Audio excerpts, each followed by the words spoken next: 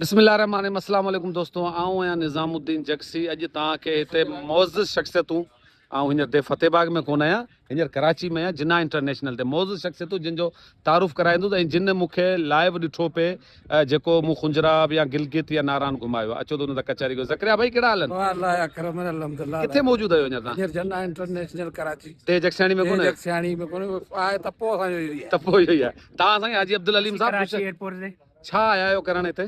ते असी हाजी से मेरा मिल रहा है इमरान अच्छा, हाजी लही वियो तव्हांजो? जी लइयो केरो हाजी साहब?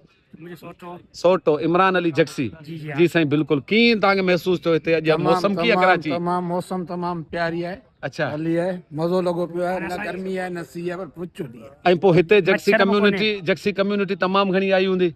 तमाम सब तमाम हुआ बारे तकरीबन ॿारहें बचे। ॿी का कास्ट हिते पाटोली बि शायदि मूं ॾिठा, सूमरा बुआ टंडो मोहम्मद खान जा, ऐं कीरिया बि मूं ॾिठा क़बूल कीरिया। आज माना एयरपोर्ट जैक्सी ने वर्ती छड़ी जक्सन अॼु वठी छॾी। हाँ, अॼु वठी सो अॼु एयरपोर्ट ते। अच्छा, ॿियो हिते को अफ़सोसनाक ख़बर बि मूं ॿुधी आहे का? असां ख़बर आहे असांजे ॻोठ जो मोज़ज़ माण्हू हाजी इदरिस जक्सी, मामा इदरिस जक्सी जेको टीचर रहियो आहे उहो बि गुज़ारे वियो आहे। उहो हींअर असांखे ख़बर पई आहे। सो हाजी अब्दुल हलीम सां गॾु आऊं फेसबुक ते वीडियो वग़ैरह रखंदो आहियां। ऐं हाजी अब्दुल हलीम तव्हांखे पसंदि ईंदियूं आहिनि वीडियो? माशाल्लाह बहितरीन एग्रीकल्चर नॉलेज ॾींदो आहियां, भला कीअं लॻंदी आहे तव्हांखे? तमाम बेहतर। अच्छा, भला मूं तव्हांखे नादरन इलाइक़ो घुमायो जंहिंमें नारायण कागान छोकिरान असांखे करे वठी हले त पोइ मज़ो अञा ई ॿियो आहे। असांखे वठी पोइ दुआऊं घुरदा तुंहिंजे लाइ पोइ मज़ो वधीक अच्छा साईं, तव्हां वञी सघो था ऐं हिन ई जिन्ना इंटरनेशनल था चढ़ियो तव्हां बि वञी सघो था असांखे वठी हलो न इंशाल्लाह। दोस्तो, ही सिर्फ़ु असांजी खुली कचहरी जेका तव्हां साम्हूं वंड विछर कई, ऐं कोशिशि कंदो आहियां त तव्हांखे एग्रीकल्चर नॉलेज ॾियां, पर हिननि जी इसरार और पुरज़ोर इसरार हो त फेसबुक ते रखो, सो ही रखंदुसि। महिरबानी।